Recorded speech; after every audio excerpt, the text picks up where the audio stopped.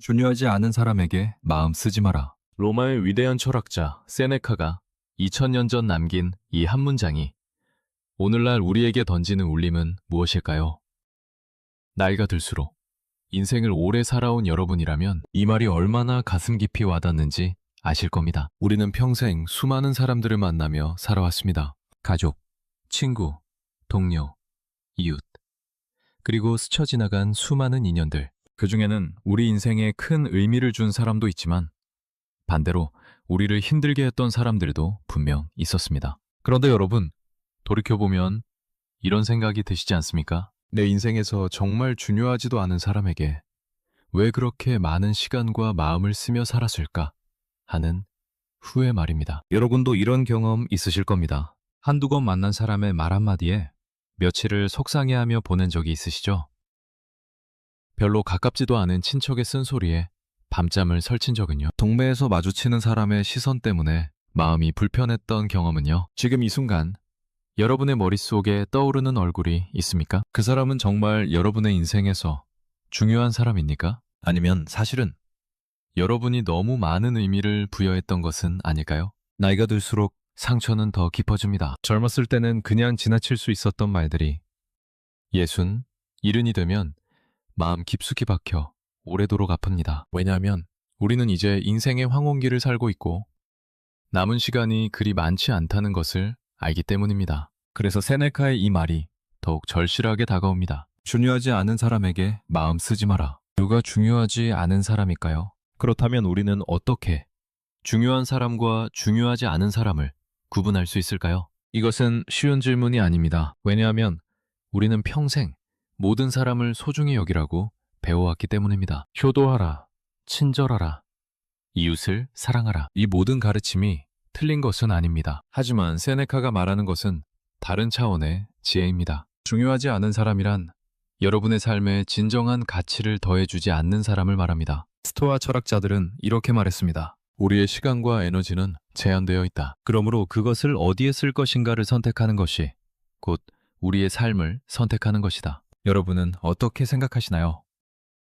지금까지 살아오면서 정말 중요한 사람에게 충분한 시간을 쏟았습니까? 아니면 중요하지 않은 사람들의 평가와 시선 때문에 정작 소중한 사람들을 소홀히 한 것은 아닙니까? 70대 박씨 할머니의 이야기를 들어보겠습니다. 박씨 할머니는 평생 동네 사람들의 시선을 의식하며 살아왔습니다. 옷 한 벌 사도 이웃들이 뭐라고 할까 걱정하고 자식들이 방문하면 남들보다 자주 오나 덜 오나 비교하며 마음 졸였습니다. 그런데 팔순을 바라보는 지금 할머니는 이렇게 말씀하십니다. 그 사람들이 내 인생에서 뭐였나 싶어요. 그 사람들 눈치 보느라 정작 내 자식들, 내 손주들과 즐거운 시간을 못 가진 게 후회돼요. 이제 와서 생각해보니 그 사람들은 내가 아프든 건강하든 관심도 없더라고요. 여러분도 이런 경험 있으실 겁니다. 평생 잘 보이려고 애썼던 사람이 정작 여러분이 힘들 때는 어디에도 없었던 경험 말입니다.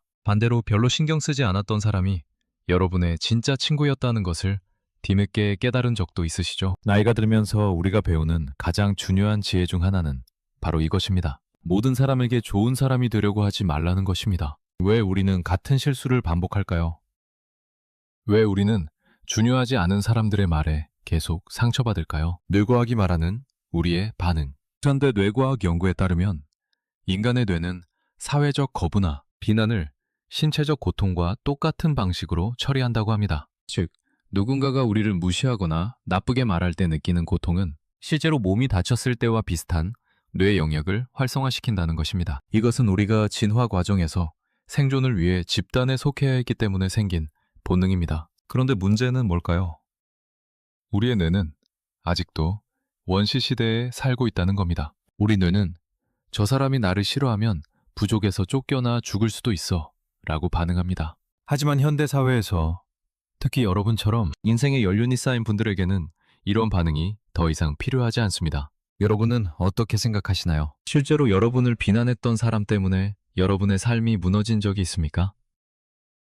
아마 없을 겁니다. 그런데도 우리는 왜 그 고통을 계속 안고 살까요? 세네카는 이렇게 말했습니다. 우리는 우리에게 일어난 일 때문에 불행한 것이 아니라 그 일을 어떻게 받아들이느냐에 따라 불행해진다. 이 말의 의미를 곱씹어 보면 결국 중요하지 않은 사람에게 마음 쓰는 것은 우리 스스로의 선택이라는 뜻입니다. 60대 김씨 할아버지는 이런 경험을 하셨습니다. 퇴직 후 아파트 경로당에 나가기 시작했는데 거기서 한 어르신이 계속 김씨를 무시하는 듯한 말을 했습니다. 요즘 젊은 노인들은 버릇이 없어. 같은 식으로요. 처음에 김씨는 그 말에 마음이 상해서 경로당에 나가기 싫어졌습니다. 그런데 어느 날 김씨는 이렇게 생각했다고 합니다. 저 사람은 내 자식도 아니고 내 친구도 아니고 내 인생에 아무 영향도 없는 사람이다. 저 사람이 나를 어떻게 생각하든 내 삶은 변하지 않는다. 그런데 내가 왜 저 사람 때문에 내 기분을 망치고 있나? 그 순간부터 김씨는 그 어르신의 말을 바람처럼 흘려보냈습니다. 그리고 경로당에서 정말 좋은 친구들을 많이 만났습니다. 만약 그 한 사람 때문에 경로당을 그만뒀다면 지금의 소중한 인연들은 만나지 못했을 겁니다. 여기까지 들으셨다면 공감하실 겁니다. 중요하지 않은 사람에게 마음 쓰는 것은 결국 우리 자신의 소중한 시간과 에너지를 낭비하는 일입니다. 독일 철학자 니체는 이런 말을 했습니다. 타인의 평가에 흔들리는 자는 아직 자기 자신을 발견하지 못한 것이다. 나이가 들수록 우리는 더 강해져야 합니다. 여기서 말하는 강함이란 남을 이기는 힘이 아니라 불필요한 것들로부터 자유로워지는 힘입니다. 지금 떠오르는 얼굴이 있습니까? 그 사람이 여러분에 대해 뭐라고 말하든 그것이 여러분의 진짜 가치를 바꾸지는 못합니다. 여러분은 이미 충분히 가치 있는 사람입니다. 가족을 키우고 일을 하고 인생의 풍파를 견뎌온 사람입니다. 그런 여러분이 왜 중요하지도 않은 사람의 한마디에 흔들려야 합니까? 공자는 이렇게 말했습니다. 군자는 화의부동, 허를 부통한다. 소인은 동의불화, 동을 부허한다. 이 말의 뜻은 훌륭한 사람은 다른 사람과 조화롭게 지내지만 무조건 똑같아지려고 하지 않는다는 것입니다. 반면 소인은 겉으로는 같은 척하면서도 진정한 화합은 없다는 뜻입니다. 여러분은 어떻게 생각하시나요? 모든 사람에게 좋은 사람이 되려고 노력하는 것이 정말 좋은 일일까요? 아니면 진정으로 소중한 사람들과 깊은 관계를 맺는 것이 더 중요할까요? 시니어분들 대부분이 이렇게 말씀하십니다. 젊었을 때는 모든 사람한테 잘 보이려고 했었어요. 그런데 이제 보니 그게 얼마나 힘든 일인지 알겠어요. 그리고 그렇게 애써봤자 모든 사람을 만족시킬 수는 없더라고요. 맞습니다.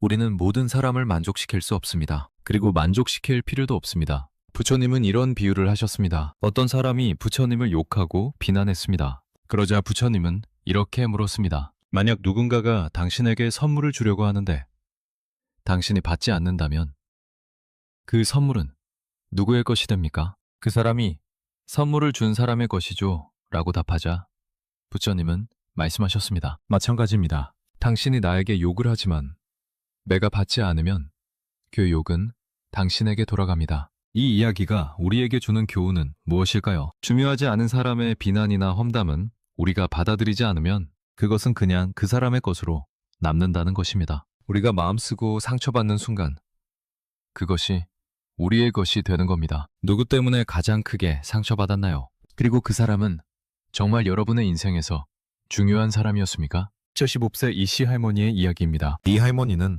평생 옆집 아주머니의 말에 신경을 많이 쓰셨습니다. 그 아주머니는 틈만 나면 이렇게 말했습니다. 이 시내 며느리는 시어머니한테 잘 안 해주는 것 같던데요. 명절에도 별로 안 오던데? 이 말을 들을 때마다 할머니는 가슴이 아팠습니다. 사실 며느리는 할머니를 정말 잘 모셨습니다. 다만 며느리도 직장을 다니고 아이들을 키우느라 바빴을 뿐입니다. 그런데 옆집 아주머니의 말을 듣고 나니 할머니는 며느리에게 자꾸 섭섭한 마음이 들었습니다. 결국 할머니는 며느리에게 쓴소리를 하게 됐고 며느리는 상처를 받았습니다. 가족관계가 어색해졌습니다. 그런데 몇 년 후 할머니가 크게 아프셨을 때 누가 곁에 있었을까요? 옆집 아주머니는 한 번도 병문안을 오지 않았습니다. 반면 며느리는 일을 쉬면서까지 할머니를 간호했습니다. 그제야 할머니는 깨달았습니다. 내가 정말 중요하지 않은 사람 말에 마음 써서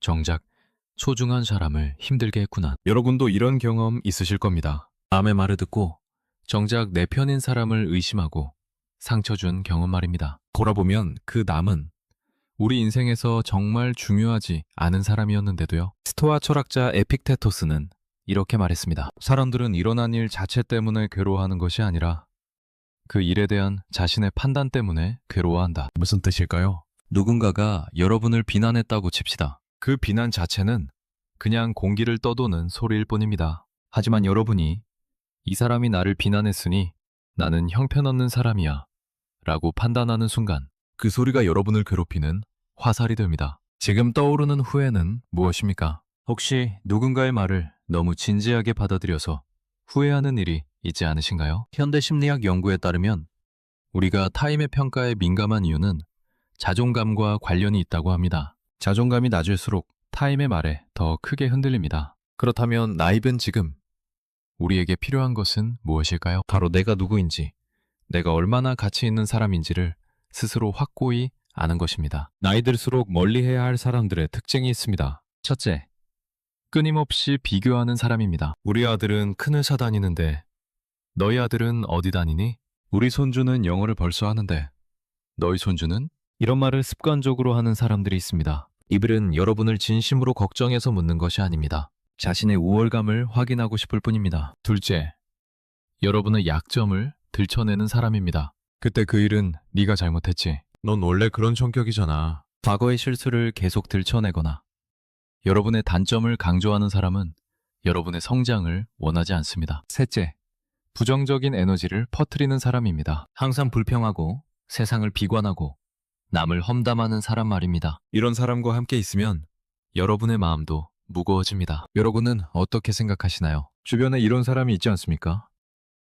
그리고 그 사람은 정말 여러분의 인생에서 중요한 사람입니까? 68세 최 씨 할아버지는 퇴직 후 취미로 서예를 시작했습니다. 처음에는 서툴렀지만 매일 연습하면서 실력이 늘었고 동네 문화센터에서 전시회도 열게 됐습니다. 할아버지는 정말 행복했습니다. 그런데 같은 아파트에 사는 한 지인이 전시회를 보고 이렇게 말했습니다. 이게 뭐라고 전시회까지 해요?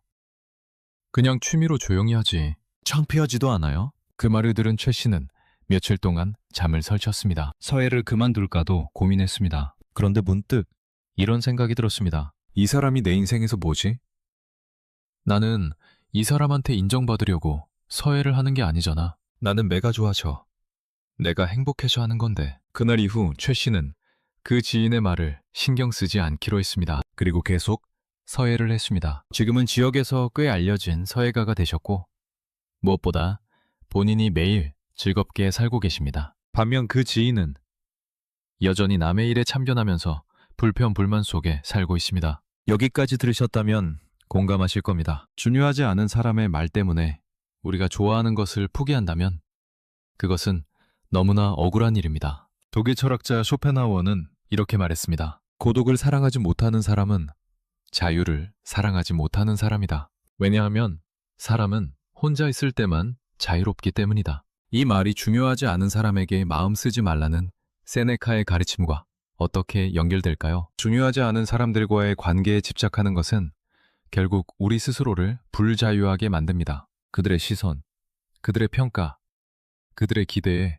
우리를 가두는 것입니다. 반면 중요하지 않은 사람으로부터 자유로워질 때 우리는 비로소 진정한 자유를 얻습니다. 혼자 있어도 외롭지 않고 남의 시선을 의식하지 않으며 내가 원하는 삶을 살 수 있습니다. 왜 우리는 같은 실수를 반복할까요? 왜 우리는 중요하지 않은 사람들에게 계속 마음을 쓸까요? 그것은 아마도 우리가 혼자를 두려워하기 때문일 겁니다. 누군가에게 미움받으면 혼자가 될까봐, 외면당할까봐 두려운 것입니다. 하지만 생각해보세요. 진정한 고독은 무섭지 않습니다. 오히려 가짜 관계, 피상적인 인연, 나를 진심으로 아끼지 않는 사람들과의 관계가 더 공허하고 외로운 것입니다. 그렇다면 구체적으로 어떻게 해야 중요하지 않은 사람에게 마음 쓰지 않을 수 있을까요? 현대 심리학에서는 인지적 거리두기라는 기법을 제안합니다. 누군가의 말이 마음에 걸릴 때 이렇게 자문해 보는 것입니다. 이 사람은 내 인생에서 얼마나 중요한가? 5년 후에도 이 사람과 관계가 유지될까? 이 사람이 나를 정말 아끼는가? 아니면 그냥 자기 기분을 푸는가? 이 말이 나를 성장시키는가? 아니면 그냥 상처만 주는가? 이런 질문들에 답하다 보면 그 사람이 정말 우리 인생에서 중요한 사람인지 아닌지가 분명해집니다. 시니어분들 대부분이 이렇게 말씀하십니다. 나이 들고 나니 사람 보는 눈이 생겼어요. 누가 진짜고 누가 가짜인지 이제는 알겠더라고요. 맞습니다.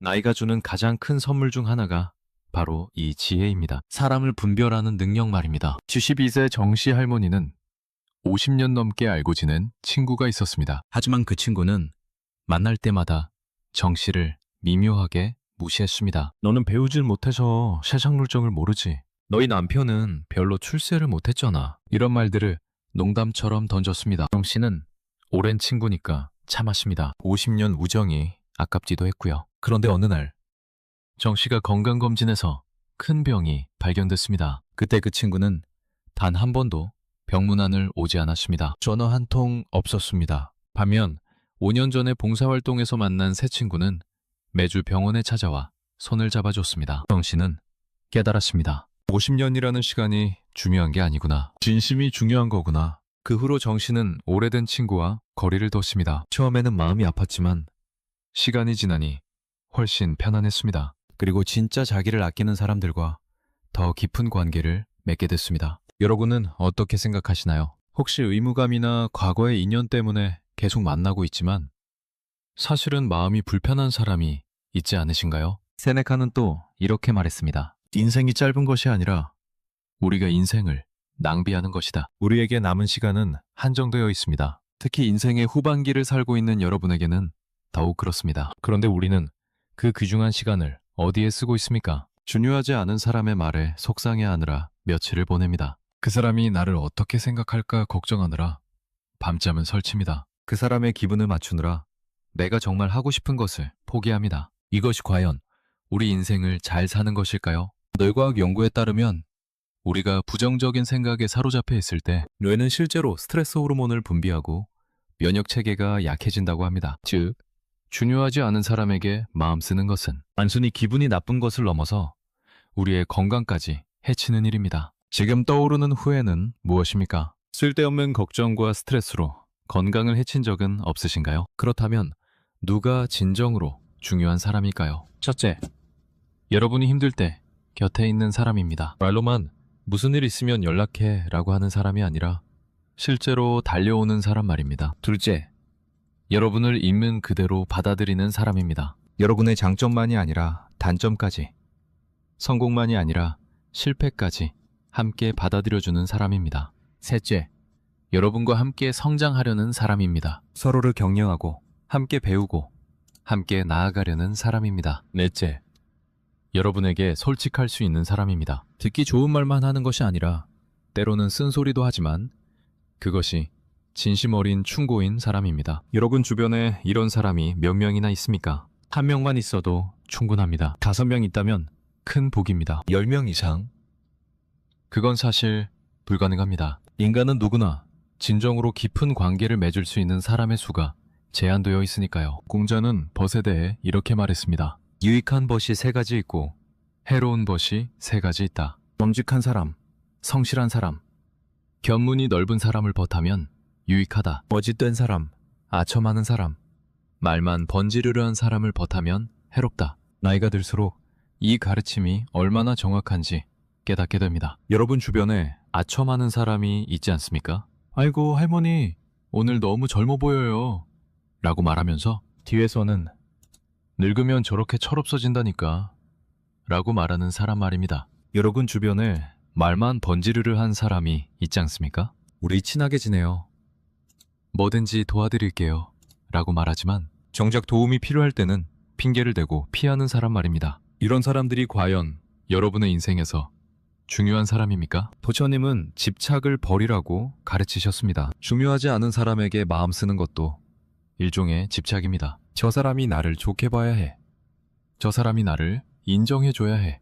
라는 집착 말입니다. 이 집착을 내려놓는 것이 쉽지 않습니다. 평생 그렇게 살아왔으니까요. 하지만 조금씩 연습할 수 있습니다. 누군가의 말에 마음이 상했을 때 잠깐 멈추고 이렇게 생각해보세요. 이 감정이 나한테 도움이 될까? 이 사람이 정말 내 인생에서 중요할까? 10년 후에도 이 일을 기억하고 있을까? 대부분의 경우 답은 아니오일 겁니다. 시니어분들 대부분이 이렇게 말씀하십니다. 젊었을 때 그렇게 신경 쓰던 일들이 이제 보면 별것 아니더라고요. 그때 왜 그렇게 속을 썩였나 싶어요. 맞습니다. 지나고 나면 대부분의 일들이 별것 아닙니다. 특히 중요하지 않은 사람과 관련된 일들은 더욱 그렇습니다. 65세 송씨 할아버지는 명절 때마다 스트레스를 받았습니다. 친척 중에 한 사람이 항상 송 씨를 무시하는 듯한 말을 했기 때문입니다. 송 씨는 사업도 안 하고 월급쟁이로 살았으니 돈은 별로 없겠네요. 요즘 시대에 그 정도 집 가지고는 힘들죠. 명절이 끝나면 송 씨는 며칠 동안 기분이 안 좋았습니다. 자존심도 상했고 화도 났습니다. 그런데 어느 해 송 씨는 결심했습니다. 더 이상 그 사람의 말에 반응하지 않기로요. 그 사람이 무슨 말을 하든 송 씨는 그냥 네, 그렇네요 라고 하고 다른 이야기로 넘어갔습니다. 마음속으로는 이 사람은 내 인생에서 중요하지 않아 1년에 한두 번 보는 사람일 뿐이야 라고 되뇌었습니다. 놀랍게도 그렇게 하니까 명절이 훨씬 편해졌습니다. 그 사람은 여전히 같은 말을 했지만 송 씨는 더 이상 상처받지 않았습니다. 여기까지 들으셨다면 공감하실 겁니다. 우리가 반응하지 않으면 상대의 말은 그냥 공기 중에 사라집니다. 우리가 받아들이고 마음에 담는 순간 그것이 우리를 괴롭히는 무기가 되는 것입니다. 스토아 철학자 에픽테토스는 이렇게 가르쳤습니다. 세상에는 우리가 통제할 수 있는 것과 통제할 수 없는 것이 있다. 우리가 통제할 수 있는 것은 우리의 생각, 판단, 욕구, 혐오뿐이다. 우리가 통제할 수 없는 것은 우리의 몸, 재산, 평판, 지위 등이다. 중요하지 않은 사람이 여러분을 어떻게 생각하는지는 여러분이 통제할 수 없습니다. 그것은 그 사람의 몫입니다. 하지만 그 생각에 대해 여러분이 어떻게 반응할지는 여러분이 통제할 수 있습니다. 이것을 깨닫는 것이 자유의 시작입니다. 왜 우리는 같은 실수를 반복할까요? 그것은 우리가 통제할 수 없는 것을 통제하려고 하기 때문입니다. 저 사람이 나를 좋게 봐야 해. 저 사람이 나를 인정해줘야 해. 라고 생각하며 우리는 통제할 수 없는 영역에 에너지를 낭비합니다. 대신 우리가 통제할 수 있는 것에 집중해야 합니다. 나는 나 자신을 어떻게 볼 것인가? 나는 어떤 삶을 살 것인가? 나는 누구를 소중하게 여길 것인가? 이것들이 우리가 선택할 수 있는 것들입니다. 현대 심리학에서는 건강한 경계선, 바운더리의 중요성을 강조합니다. 건강한 경계선이란 어디까지가 내 책임이고 어디부터가 남의 책임인지를 분명히 아는 것입니다. 중요하지 않은 사람이 여러분에 대해 뭐라고 말하든 그것은 그 사람의 책임입니다. 여러분의 책임이 아닙니다. 여러분의 책임은 그 말을 듣고 어떻게 반응할지를 선택하는 것입니다. 지금 떠오르는 얼굴이 있습니까? 그 사람과의 관계에서 여러분은 건강한 경계선을 가지고 있습니까? 아니면 그 사람의 기분, 생각, 평가까지 여러분의 책임으로 여기고 있습니까? 시니어분들 대부분이 이렇게 말씀하십니다. 젊었을 때는 모든 게 내 책임인 줄 알았어요. 남편 기분도, 시댁 식구들 기분도, 이웃들 평가도 다 내가 책임져야 한다고 생각했죠. 그런데 이제 보니 그게 아니더라고요. 각자 자기 기분은 자기가 책임지는 거더라고요. 맞습니다. 다른 사람의 감정이나 생각은 그 사람의 것입니다. 우리가 책임질 수도 없고 책임져서도 안 됩니다. 니체는 이렇게 말했습니다. 자신을 사랑하는 법을 배우는 것이 가장 중요한 기술이다. 중요하지 않은 사람에게 마음 쓰지 않기 위해서는 먼저 자기 자신을 사랑해야 합니다. 자기 자신을 사랑하는 사람은 타인의 평가에 흔들리지 않습니다. 왜냐하면 자기 자신의 가치를 이미 알고 있기 때문입니다. 여러분은 스스로를 얼마나 사랑하십니까? 여러분은 스스로에게 얼마나 친절하십니까? 많은 시니어분들이 평생 남을 위해 살았습니다. 자식을 위해, 배우자를 위해, 가족을 위해, 때로는 남의 시선을 위해 살았습니다. 이제는 여러분 자신을 위해 살 때입니다. 여러분이 좋아하는 것을 하고 여러분이 편안한 사람들과 시간을 보내고 여러분이 원하는 삶을 사는 것입니다. 70세 한 시할머니는 평생 남의 눈치를 보며 살았습니다. 이렇게 하면 저 사람이 뭐라고 할까? 저렇게 하면 체면이 안 서지 않을까? 이런 걱정 속에서 정작 자기가 원하는 것은 하지 못하고 살았습니다. 그런데 남편이 돌아가신 후 한 씨는 생각했습니다. 이제 남은 시간이 얼마 없는데 계속 이렇게 살 수는 없어. 이제부터는 내가 하고 싶은 대로 살아보자. 한 씨는 평생 하고 싶었던 수영을 배우기 시작했습니다. 처음에는 동네 사람들이 수군거렸습니다. 이른이 넘어서 무슨 수영이래. 나이값을 해야지. 하지만 한 씨는 개의치 않았습니다. 이 사람들이 내 인생에서 뭐지? 이 사람들이 나를 먹여 살려주나? 내가 행복하게 해주나? 그렇게 3년을 배운 지금 한 씨는 수영으로 건강도 좋아졌고 새로운 친구들도 많이 사귀었습니다. 무엇보다 매일매일이 즐겁습니다. 그리고 웃긴 것은 처음에 뭐라고 하던 사람들이 지금은 나도 수영 배우고 싶은데 어디가 좋아? 라고 물어본다는 것입니다. 여기까지 들으셨다면 공감하실 겁니다. 중요하지 않은 사람들의 말을 무시하고 자기가 원하는 것을 하면 결국 그 사람들도 인정하게 됩니다. 그리고 설령 인정하지 않는다 해도 그게 무슨 상관입니까? 중요하지 않은 사람이잖아요. 세네카는 시간 관리에 대해서도 깊은 통찰을 남겼습니다. 우리가 가진 시간의 대부분은 다른 사람들에게 빼앗긴다. 무슨 뜻일까요? 우리는 중요하지 않은 사람들과의 억지 약속, 원치 않는 모임, 피상적인 대화에 얼마나 많은 시간을 쓰고 있습니까? 계산해 보세요. 한 달에 몇 시간이나 됩니까? 그 시간에 여러분은 무엇을 할 수 있었습니까? 손주들과 놀아줄 수 있었을 것입니다. 좋아하는 책을 읽을 수 있었을 것입니다. 산책을 하거나 취미 생활을 하거나 진짜 친한 친구와 깊은 대화를 나눌 수 있었을 것입니다. 여러분은 어떻게 생각하시나요? 혹시 거절하면 미안해서 또는 안 가면 뭐라고 할까봐 원치 않는 만남을 계속 가지고 있지는 않으신가요? 중요하지 않은 사람에게 마음 쓰지 않으려면 거절하는 용기가 필요합니다. 이것이 쉽지 않은 이유는 우리가 평생 착한 사람이 되어야 한다고 배워왔기 때문입니다. 특히 여러분 세대는 더욱 그렇습니다. 하지만 착한 사람이 되는 것과 모든 사람을 부탁을 들어주는 것은 다릅니다.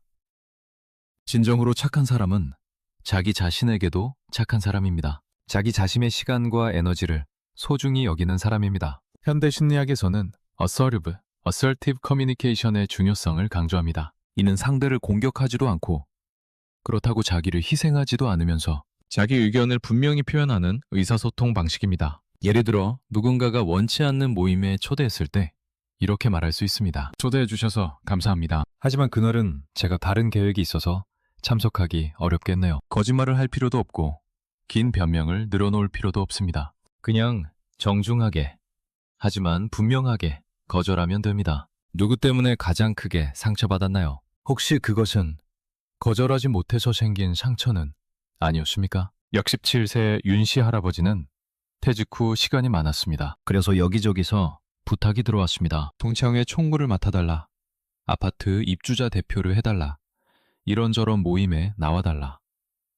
처음에는 다 하겠다고 했습니다. 시간도 많은데 뭐 하는 생각이었죠. 하지만 몇 달 지나니 윤 씨는 지쳐버렸습니다. 정작 하고 싶은 것은 하나도 못하고 남들 부탁만 들어주느라 시간을 다 보냈습니다. 게다가 그렇게 해줘도 사람들은 당연하게 여겼습니다. 남사는커녕 이것도 좀 해달라, 저것도 좀 해달라.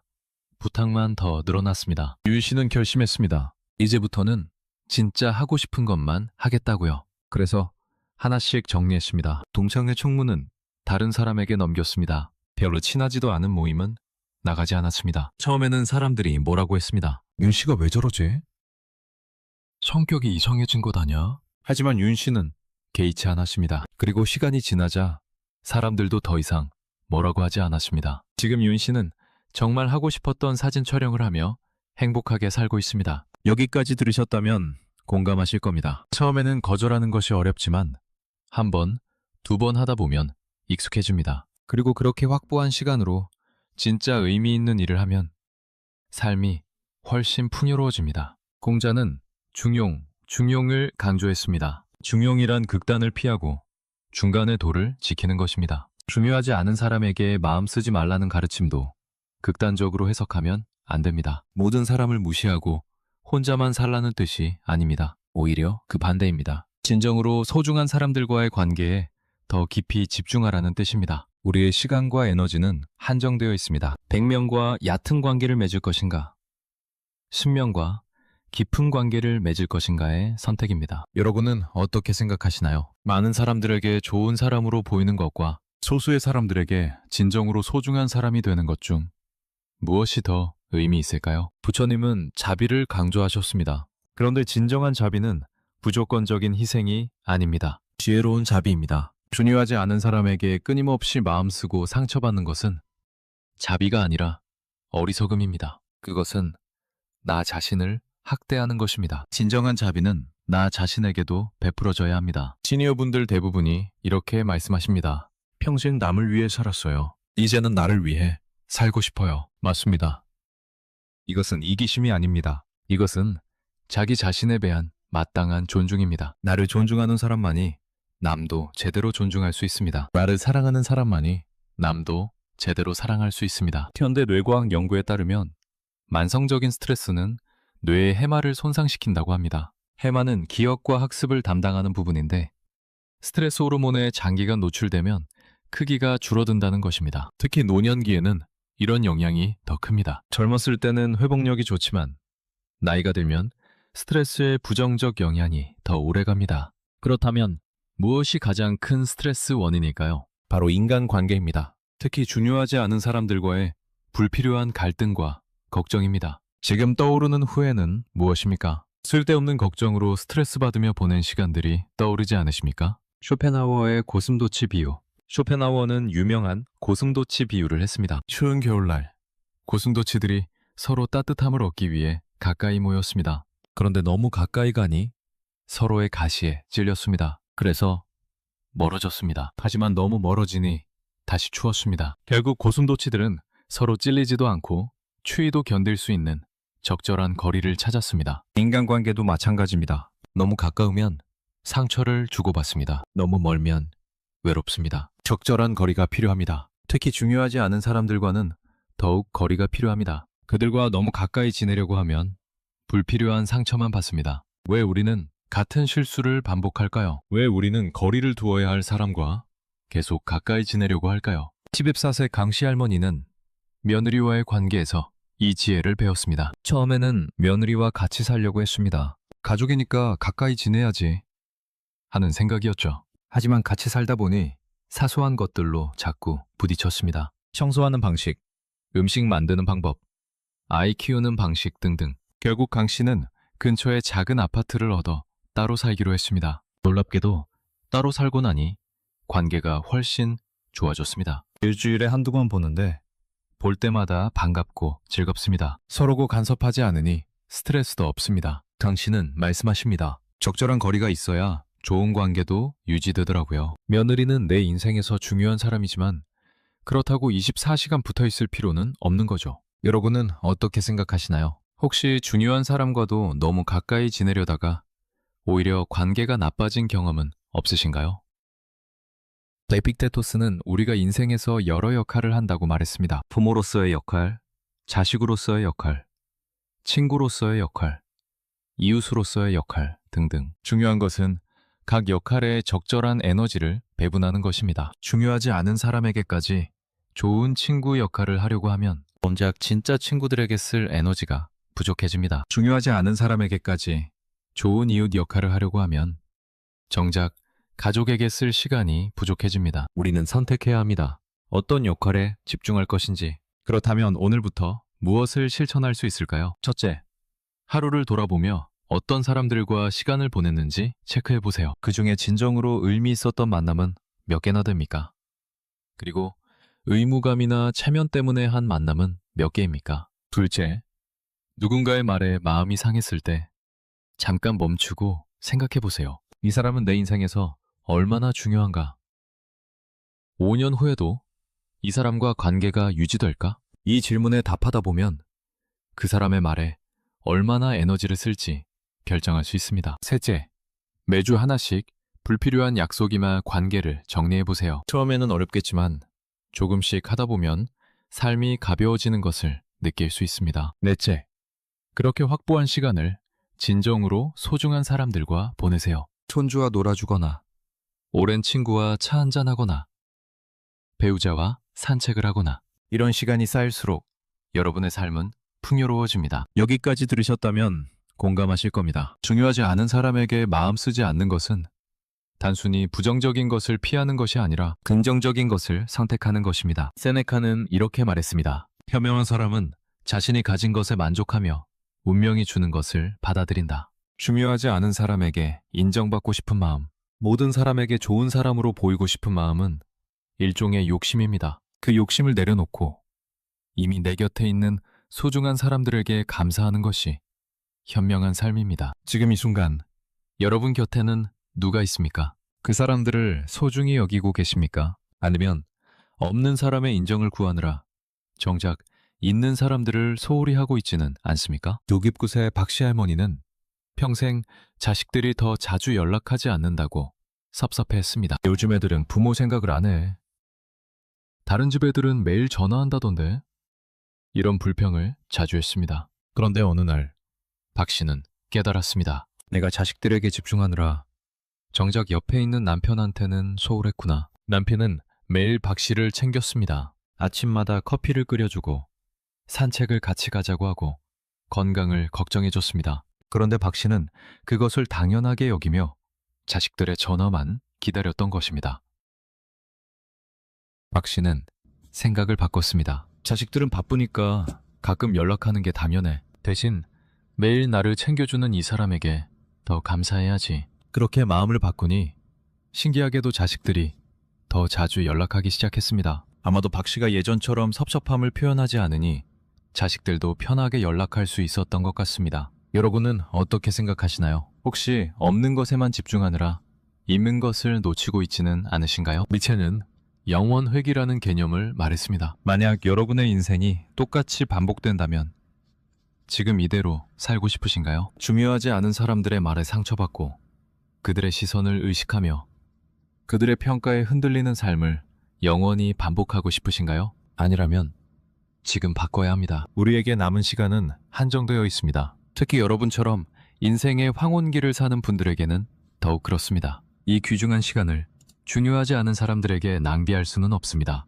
현대 심리학에서 75년 동안 수백 명을 추적 연구한 하버드 성인 발달 연구가 있습니다. 이 연구의 결론은 무엇이었을까요? 행복과 건강을 결정하는 가장 중요한 요소는 좋은 관계다. 여기서 좋은 관계란 많은 관계가 아니라 질 높은 관계를 의미합니다. 수백 명의 아는 사람보다 진심으로 의지할 수 있는 몇 명의 사람이 더 중요하다는 것입니다. 그리고 중요하지 않은 사람들과의 피상적인 관계는 오히려 스트레스를 증가시키고 행복을 감소시킨다는 것입니다. 시니어분들 대부분이 이렇게 말씀하십니다. 나이 들고 보니 진짜 친구가 몇 명 안 남더라고요. 하지만 그 몇 명이면 충분해요. 맞습니다.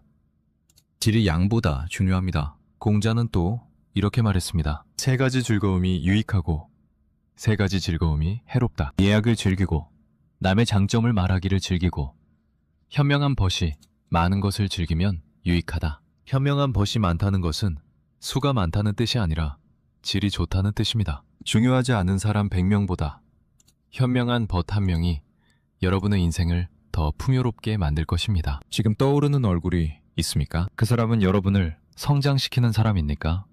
아니면 끌어내리는 사람입니까? 부처님은 팔정도, 파정도를 가르치셨는데 그 중 하나가 정어, 정고, 즉 바른 말입니다. 바른 말이란 거짓말을 하지 않고 험담을 하지 않고 이간질하지 않고 거친 말을 하지 않는 것입니다. 중요하지 않은 사람들은 종종 이런 바르지 못한 말을 합니다. 험담하고 이간질하고 거친 말을 합니다. 그런 사람들의 말에 귀 기울일 필요가 있을까요? 여러분의 귀는 소중합니다. 여러분의 마음은 소중합니다. 바르지 못한 말로 그것들을 더럽힐 필요가 없습니다. 세네카는 말년에 이렇게 썼습니다. 나이가 들수록 우리는 더 현명해져야 한다. 현명함이란 무엇이 중요하고 무엇이 중요하지 않은지를 아는 것이다. 중요하지 않은 사람에게 마음 쓰지 않는 것. 이것이 바로 나이가 주는 현명함입니다. 여러분은 이미 충분히 오래 살았습니다. 충분히 많은 사람을 만났습니다. 충분히 많은 경험을 했습니다. 이제는 그 경험을 바탕으로 선택할 때입니다. 누구와 시간을 보낼 것인지, 누구의 말에 귀 기울일 것인지, 누구를 위해 에너지를 쓸 것인지. 이 선택이 여러분의 남은 인생의 질을 결정할 것입니다. 마무리하며 오늘 우리는 세네카의 중요하지 않은 사람에게 마음 쓰지 마라 라는 지혜를 함께 나눴습니다. 이 가르침은 냉정하게 들릴 수도 있습니다. 하지만 실은 가장 따뜻한 가르침입니다. 왜냐하면 이것은 여러분의 소중한 시간과 에너지를 진정으로 의미 있는 곳에 쓰라는 뜻이기 때문입니다. 중요하지 않은 사람에게 쓰던 마음을 이제는 여러분 자신과 여러분이 사랑하는 사람들에게 쓰세요. 중요하지 않은 사람의 평가에 흔들리던 시간에 이제는 여러분이 진정 좋아하는 일을 하세요. 중요하지 않은 사람과의 피상적인 관계 대신 이제는 소중한 사람들과 깊은 관계를 맺으세요. 나이가 들수록 우리는 가벼워져야 합니다. 불필요한 짐을 내려놓고 정말 중요한 것만 품고 가야 합니다. 여러분의 삶이 한결 가벼워질 것입니다. 여러분의 마음이 한결 평화로워질 것입니다. 이 기준을 알면 마음이 편해집니다. 오늘 이 이야기가 여러분의 남은 인생을 더 행복하고 평화롭게 만드는데 조금이나마 도움이 되었기를 바랍니다. 감사합니다.